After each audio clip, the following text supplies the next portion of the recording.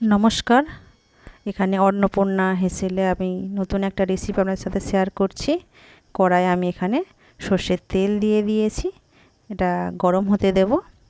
বন্ধুদের কাছে আশা করব প্রথম থেকে শেষ পর্যন্ত অবশ্যই অন্নপূর্ণা হেসেলে এখানে আপনারা দেখবেন সম্পূর্ণ প্রথম থেকে শেষ পর্যন্ত। দেখুন আমি এখানে কড়াইয়ে তেল দিয়ে দিয়েছি, তেলটা গরম হতে শুরু করে দিয়েছে। আর এখানে আমি বানাচ্ছি রুই মাছ দই দিয়ে, কিন্তু দই দিয়ে বানাচ্ছি। কীভাবে বানাচ্ছি সেটা আপনাদের সাথে শেয়ার করছি, আপনারা অবশ্যই দেখতে থাকুন। এখানে কড়াইয়ে তেল দেখুন গরম হয়ে গিয়েছে, আমি রুই মাছগুলো এক এক করে ভেজে নেব। এখানে কিন্তু ছোট রুই হলে হবে না, বড় রুই নিতে হবে, তবেই টেস্ট হবে। এখানে আমি 1 কেজি ওজনের মাছ নিয়েছি।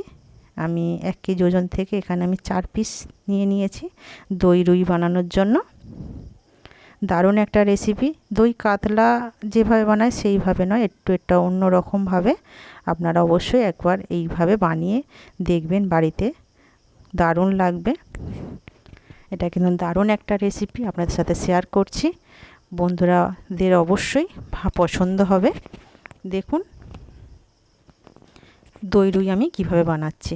এখানে মাছগুলো কিন্তু কড়া করে ভাজবো না, মাছগুলো একদম হালকা করে ভাজবো। মাছ কিন্তু হলুদ খুব মাখাইনি, হালকা করে মাখিয়েছি। আর এটা আমি সর্ষের তেল দিয়ে বানাচ্ছি, আপনারা চাইলে সাদা তেল দিয়েও বানাতে পারেন। যেহেতু রুই মাছ সেই কারণে আমি সর্ষের তেল দিয়ে বানাচ্ছি, টেস্টটা আরও বেশি ভালো লাগার জন্য, আরও টেস্ট হবে। দেখুন মাছগুলো এক পিঠ করে হয়ে গিয়েছে, আমি উল্টে দিলাম। দারুণ একটা রেসিপি আপনার সাথে শেয়ার করছি। আর বন্ধুদের কাছে কেমন লাগছে চ্যানেলটা আপনারা অবশ্যই জানাবেন, কমেন্ট করে অবশ্যই জানাবেন। এখানে কিন্তু আমার মাছ এক পিঠ করে হয়ে গিয়েছে, আমি আর একবার উল্টে দেব। এখানে 4 পিস মাছ নিয়েছি, একটা এখনও দেইনি, একটু হালকা করে এটা ভাজা হয়ে গেলে আর 1 পিস এখানে দিয়ে দেব। দেখুন খুব কিন্তু কড়া করে ভাজবো না, নাহলে ভালো লাগবে না বেশি কড়া করলেতে। দই কাতলার রেসিপি যেটা একই রকম অনেকেই ভাববেন, না, এটা সম্পূর্ণ একটু আলাদা আছে, আপনারা দেখতে থাকুন। দই রুই, দই কাতলার থেকেও টেস্ট বেশি, এতে ভালো লাগবে। আপনারা একবার অবশ্যই বানাবেন, আর দেখতে থাকুন আমি কিভাবে বানাচ্ছি, সেইভাবেই কিন্তু বানাবেন। আমি যেভাবে বানাচ্ছি আর যে মশলাগুলো দিচ্ছি সেই মশলাগুলোই আপনারা দেবেন। এখানে দেখুন মাছ আমার রেডি হয়ে গিয়েছে, মাছ আমি তুলে নিচ্ছি।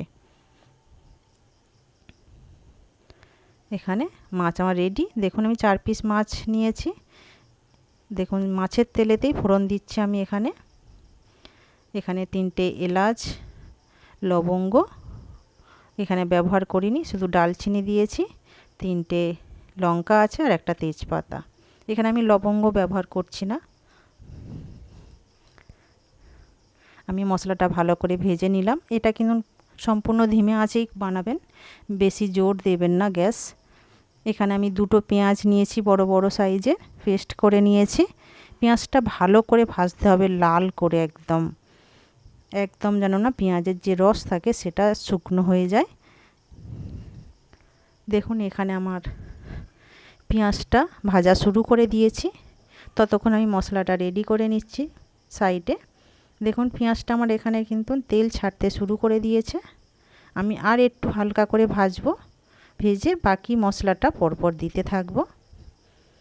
এটা কিন্তু যত ভালো করে কষানো হবে তত ভালো টেস্ট হবে। একদম কিন্তু বারবার বলছি গ্যাসটা জোর দেবেন না, লো করেই এটা রান্নাটা করবেন। দেখুন পেঁয়াজ আমার একদম রেডি হয়ে এসছে। আমি এবারে বাকি মশলাগুলো দিয়ে দেব।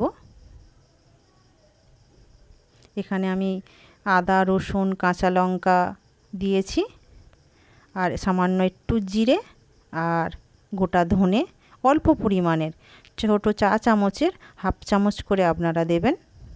আমি একসাথে এটা পেস্ট করে নিয়েছি, নিয়ে একসাথে এটা আমি এখানে ব্যবহার করলাম, আলাদা করে দিলাম না।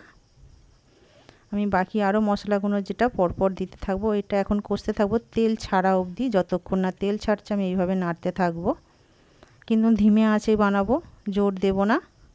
তেল লাগছে বলে আমি এটা বারবার গ্যাসটা মুছে নিচ্ছি। দেখুন এখানে আমার মশলাও তেল ছাড়তে শুরু করে দিয়েছে। আমি এইভাবে কষিয়ে নেবো, আরও কষাবো। একসাথে দেখবেন পুরো মশলাটা এক জায়গায় জড়ো হয়ে যাবে নাড়তে নাড়তে। সামান্য একটু পরিমাণে ছোট চামচের, দেখতেই পাচ্ছেন ছোট চামচের আমি সামান্য হলুদ আর সামান্য একটু লঙ্কা দিলাম। এখানে যেহেতু কাঁচা লঙ্কাও কিছুটা আছে, আমি এখানে গুঁড়ো লঙ্কা অল্প করে দিলাম। দেখুন এখানেও মশলাটা আমি ভালো করে কষিয়ে নেব তেল ছাড়া অবধি। এখানে তেল ছেড়ে গিয়েছে, বাকি মশলাটা এখানে দিয়ে দিলাম। এখানে কাজু, পোস্ত আর মৌরি বাটা একসাথে পেস্ট করেছি। আপনারা অবশ্যই মৌরি বাটাটা মিস করবেন না, মৌরিটা অবশ্যই এটা মাস্ট দিতেই হবে। মানে মৌরি না দিলে টেস্টটা একদমই আসবে না। মেন উপকরণ বলতে পারেন এটা মৌরি। মৌরির পরিমাণটা আপনারা 1 চামচ রাখবেন। আমি এটা আরও ভালো করে এখানে কষিয়ে নেব, তেল ছাড়া অবধি। দেখুন এখনও এখানে কিন্তু দই পড়েনি, দই পড়ার পরেও আরও ভালো করে কষাবো। দইটা ভালো করে ফাটিয়ে রাখবেন আগে থেকেই। দেখুন এখানে মশলা থেকে তেল ছাড়তে শুরু করে দিয়েছে। আমি আরও কিছুক্ষণ এটা আমি এইভাবে নাড়তে থাকবো। দেখুন মশলাটা তেল যত ছাড়বে মশলার কালারও চেঞ্জ হয়ে যাবে, আর এক জায়গায় সম্পূর্ণ মশলাটা দেখুন জড়ো হয়ে যাচ্ছে, মানে কতটা ভালো করে কষানো হয়েছে। এখানে এবারে আমি আর 2-1 বার নেড়ে এখানে টক দইটা ব্যবহার করব। এই দেখুন আমার নাড়া হয়ে গিয়েছে, টক দইটা আমি এখানে দিয়ে দিচ্ছি। কিন্তু গ্যাসটা এই সময় একদম লো করে দেবেন, নালে দইটা ফেটে যেতে পারে। যত লো করে রাখবেন আর সঙ্গে সঙ্গে এইভাবে নাড়তে থাকতে হবে। মশলার সাথে সম্পূর্ণ দইটা যেন মিক্সড হয়ে যায়, গেলে তাহলে আর দইটা ফাটবে না। আর এই রান্নাটা সম্পূর্ণ কিন্তু লো ফ্লেমেই করবেন, নালে ভালো হবে না। এইভাবে আমি নাড়তে থাকবো মশলাটা। দেখুন এখানে মশলাটা আমি এইভাবে নেড়ে নেড়ে একদম তেল ছাড়া অবধি আমি এইভাবে নাড়বো। আমি এটা চাপা দিয়ে দিয়ে মশলাটা রেডি করব। দেখুন ধাতে ধাতে তেল ছাড়তে শুরু করে দিয়েছে। আমি এইভাবে নাড়ব গ্যাসটা লো রেখেই, যেহেতু কাজু আছে এর মধ্যে, তলায় বসে যাওয়ার ভয়, আরও একটু লো রাখতেই হবে। দেখুন আমি একটু চাপা দিয়ে দিচ্ছি যাতে মশলাটা আরও সুন্দর করে সেদ্ধ হয়ে রেডি হয়। এখানে আমার তেল ছাড়তে শুরু করে দিয়েছে, এই দেখুন। আমি একটু আরও কিছুক্ষণ নেড়ে এর মধ্যে মশলা যে জলটা আছে জলটাই দিয়ে দেব। আমি এবার ঢেকে ঢেকে মশলাটা রেডি করে নিচ্ছি। এখানে আমি মশলার যে জলটা ছিল সেইটাই দিয়ে দিলাম। দিয়ে এই মশলাটা আমি এবারে সেদ্ধ ফুটতে দেব, যত মশলাটা যাতে ফুটে সম্পূর্ণ মশলাটা রেডি হয়ে যায়। এখানে বেশি জল দেব না, সামান্য একটু জল দিলাম। এটা এবার ঢেকে দেবো, ফুট ধরলে তখন আমি মাছগুলো দিয়ে চাপা দেব। দেখুন এখানে ফুট ধরে গিয়েছে। আমি এবারে সামান্য একটু নুন দিয়ে দিলাম। এতক্ষণ আমি নুন দিইনি, মশলাটা ফুট ধরার পরেই নুনটা দিয়েছি। চাপা দিয়ে দিলাম। দেখুন চাপা দিয়ে এটা আমি কিছুক্ষণ রাখবো। এখানে আমার মশলা রেডি হয়ে গিয়েছে। আমি এবারে এখানে মাছগুলো দিতে থাকবো।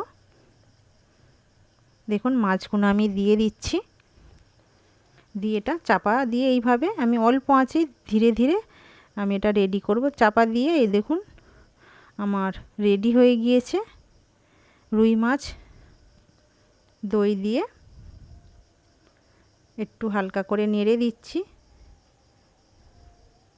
দারুণ একটা রেসিপি আপনার সাথে শেয়ার করছি। আমি ওপরে গার্নিশের জন্য আমি এখানে পেঁয়াজের বেরেস্তা বানিয়ে রেখেছি, এটা ওপর দিয়ে ছড়িয়ে দেব।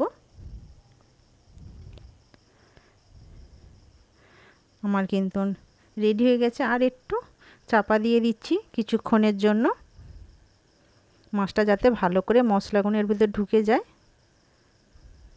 এই দেখুন আমার এখানে রেডি হয়ে গিয়েছে। আমি এখানে এবারে পেঁয়াজের বেরেস্তাটা আস্তে আস্তে ছড়িয়ে দেব। আমি দিয়ে এটা রেডি হয়ে গিয়েছে। আর আপনারা এইভাবেই বানাবেন। দারুণ একটা রেসিপি আপনাদের সাথে শেয়ার করছি। আর কেমন লাগছে আপনারা অবশ্যই জানাবেন চ্যানেলটা, আর শেয়ার করবেন অবশ্যই বন্ধুদের কাছে, আশা করি।